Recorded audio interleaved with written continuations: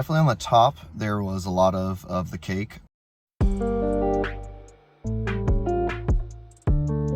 What up, Freeze fam? Welcome to the Brain Freeze. We're back with another ice cream review video.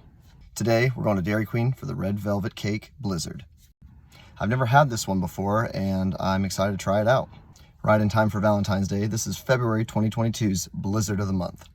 Hi there, can I get the Red Velvet Cake Blizzard, a small?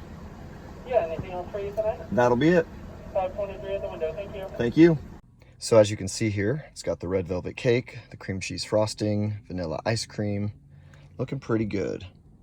Have you tried the Red Velvet Cake Blizzard yet? Let me know in the comments below. Let's see how it tastes.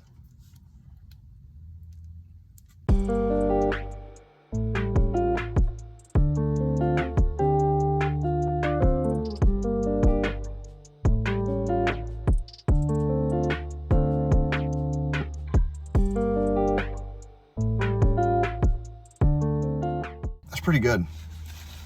Never had it before, first time trying it, and definitely on the top there was a lot of the cake, so that's good to see.